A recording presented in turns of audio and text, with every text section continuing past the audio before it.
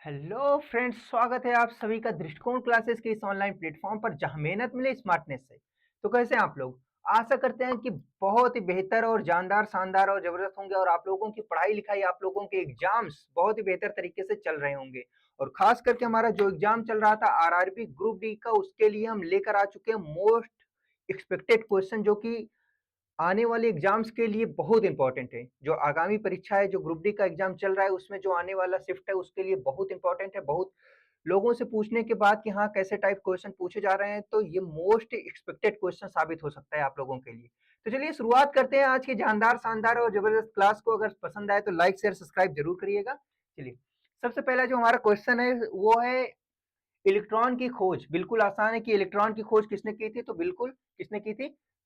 जे Thomson ने। अगर हम सेकंड की बात करें तो न्यूट्रॉन की खोज की बात हो रही है, तो याद रखिएगा न्यूट्रॉन की खोज किसने की थी? चैडविक ने, जेम्स चैडविक ने की थी। नेक्स्ट अगर हम बात करें, जो नेक्स्ट है हमारा, नेक्स्ट है कि परमाणु के नाभिक की खोज किसने की थी? तो नाभिक की बात हो रही है कि परमाणु के नाभिक की खोज किसने की थी, तो याद रखिएगा किसने? रदरफोर्ड ने। नेक्स्ट देखेंगे, नेक्स्ट जो है हमारा परमाणु सिद्धांत, जो एटॉमिक थियरी है वो किसने दिया था? तो याद रखिएगा जो एटॉमिक थियरी है वो किसने दिया था? तो किसने दिया था? जॉन डाल्टन ने। किसने दिया था? जॉन डाल्टन ने। नेक्स्ट हमारा क्वेश्चन है, निम्न में से कौन सा कण सबसे हैवी है, मतलब सबसे ज्यादा भारी कण कौन सा है? तो याद रखिएगा न्यूट्रॉन। इसमें से, निम्न में से सबसे भारी कण कौन सा है? न्यूट्रॉन, याद रखिएगा। नेक्स्ट है कि रक्त का जो पीएच मान होता है, क्या रक्त का पीएच मान कितना होता है? तो याद रखिएगा कि रक्त का जो पीएच मान होता है वो कितना होता है? 7.34 से लेकर, जो रक्त का पीएच मान होता है 7.34 से लेकर 4.5 तक, 7.45 तक होता है। ये होता है रक्त का पीएच मान। और इसमें 4.5 से रिलेटेड कौन सा है? ये 4 तक। तो याद रखिएगा रक्त का जो पीएच मान है मोस्टली यही देता है, 7.4। नेक्स्ट देखेंगे, नेक्स्ट जो हमारा क्वेश्चन है वो है नींबू का पीएच मान क्या होता है? नींबू का जो पीएच मान होता है वो 2 और 3 के बीच में होता है। तो याद रखिएगा नींबू का पीएच मान ऑप्शन नंबर ए 2.2। नेक्स्ट हम देखेंगे, सिरके में कौन सा अम्ल पाया जाता है? जो सिरका होता है उसमें कौन सा अम्ल पाया जाता है? क्वेश्चन नंबर 8 है, जो सिरका होता है उसमें कौन सा अम्ल पाया जाता है? उसमें पाया जाता है एसिटिक एसिड। कौन सा? एसिटिक एसिड पाया जाता है। और जो मधुमक्खी के डंक होते हैं, चींटी होता है, इनमें सब में कौन सा अम्ल पाया जाता है? उसमें पाया जाता है फार्मिक एसिड। कौन सा? फार्मिक एसिड पाया जाता है। नेक्स्ट हम देखेंगे, नेक्स्ट जो हमारा क्वेश्चन है, भारी जल, जो हैवी वाटर का रासायनिक सूत्र क्या होता है? तो याद रखिएगा D2O। क्या होता है? जो हैवी वाटर होता है उसका रासायनिक सूत्र क्या होता है? D2O होता है, याद रखिएगा। नेक्स्ट है हमारा, विटामिन सी का रासायनिक नाम क्या है? तो विटामिन सी का रासायनिक नाम एस्कॉर्बिक एसिड है। रेटिनॉल। विटामिन ए का रासायनिक नाम कैल्सीफेरॉल। विटामिन डी का रासायनिक नाम, और याद रखिएगा जो विटामिन ई है उसका रासायनिक नाम क्या होता है? टोकोफेरॉल। क्या होता है?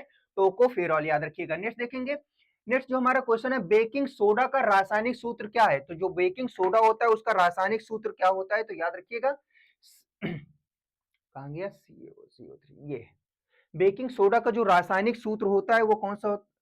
ये सॉरी, ये नहीं होता, एक सेकंड। बेकिंग सोडा का जो रासायनिक सूत्र होता है वो NaHCO3 होता है। क्या होता है? NaHCO3 होता है, याद रखिएगा। चलिए, ऑप्शन नंबर सेकंड है हमारा, धावन सोडा का रासायनिक नाम क्या होता है? जो धावन सोडा होता है उसका रासायनिक नाम क्या होता है? तो याद रखिएगा सोडियम कार्बोनेट। क्या होता है?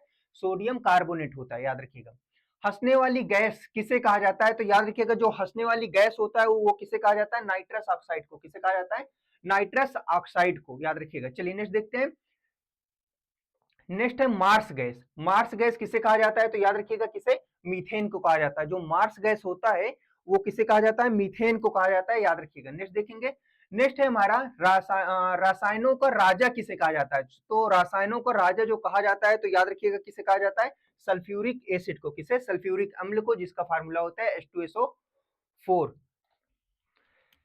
नेक्स्ट हमारा जो क्वेश्चन है, प्लास्टर ऑफ पेरिस, पीओपी जो है किससे बनता है? तो याद रखिएगा पीओपी जो है जिप्सम से बनता है। किससे? जिप्सम से बनता है, जिसका फार्मूला क्या होता है? CaSO4 2H2O। क्या होता है? CaSO4 2H2O होता है इसका फार्मूला। CaSO4 2H2O होता है इसका फार्मूला जिप्सम का, याद रखिएगा। चलिए नेक्स्ट देखते हैं, नेक्स्ट जो हमारा क्वेश्चन है, सबसे हल्की गैस कौन सी है? सबसे हल्की गैसों की बात हो रही है तो याद रखिएगा कौन सा है? हाइड्रोजन। और लेकिन सबसे ज्यादा ज्वलनशील होता है, तो याद रखिएगा जो गुब्बारों में भरा जाता है हवा, गुब्बारों में जो हवा भरा जाता है वो कौन सी हवा भरी जाती है? हीलियम, याद रखिएगा। नेक्स्ट देखेंगे, नेक्स्ट है बिजली के बल्ब में कौन सी गैस भरी जाती है? जो बिजली का बल्ब होता है उसमें कौन सी गैस भरा जाता है? ऑप्शन नंबर सी होगा ऑर्गन। कौन सा? ऑप्शन नंबर सी ऑर्गन होगा। याद रखिएगा कि बिजली के बल्ब में ऑर्गन गैस भरी जाती है। नेक्स्ट जो हमारा क्वेश्चन है, प्रकृति का सबसे कठोर पदार्थ कौन सा है? तो याद रखिएगा सबसे कठोर पदार्थ की बात हो रही है तो कौन सा है? हीरा। नेक्स्ट देखेंगे, नेक्स्ट जो हमारा क्वेश्चन है, कौन सी धातु कमरे के ताप पर द्रव अवस्था में पाई जाती है? तो कौन सा? 4121। क्या होता है 4121? मतलब पारा। याद रखिएगा। नेक्स्ट देखेंगे, नेक्स्ट है विद्युत का सबसे अच्छा सुचालक क्या होता है? तो सुचालक सबसे अच्छा कौन सा होता है? चांदी। तो विद्युत का सबसे अच्छा सुचालक क्या होता है? चांदी। याद रखिएगा। नेक्स्ट देखेंगे, नेक्स्ट जो है, किस धातु को चाकू से आसानी से काटा जा सकता है? धातु बहुत हार्ड होता है, चाकू से नहीं काटा जा सकता, लेकिन सोडियम को बहुत ही आसानी से चाकू से काटा जा सकता है और जल के साथ बहुत ज्यादा तेजी से क्रिया भी करता है और इसीलिए इसे ऑक्सीजन ऑक्सीजन से दूर रखने के लिए कैरोसिन में रखा जाता है। तो सोडियम को किस में डुबो कर रखा जाता है? मिट्टी के तेल में, कैरोसिन में। नेक्स्ट देखेंगे कि क्लोरोफिल में कौन सी धातु पाई जाती है? जो क्लोरोफिल है उसमें कौन सी धातु पाई जाती है? तो याद रखिएगा कौन सी? मैग्नीशियम पाया जाता है।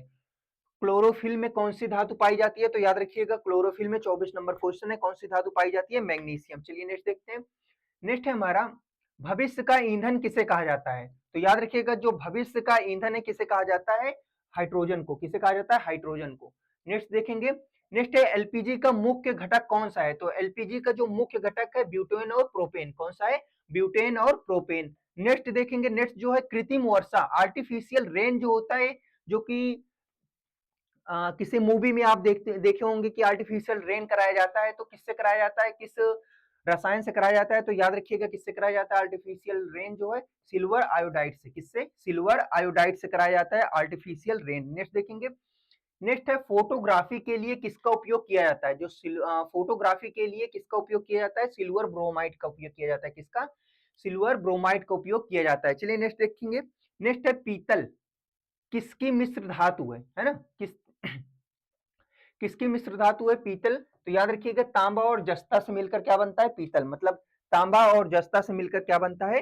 पीतल बनता है। और याद रखिएगा तांबा और टिन से मिलकर क्या बनेगा? कांस्य बनता है। क्या बनता है?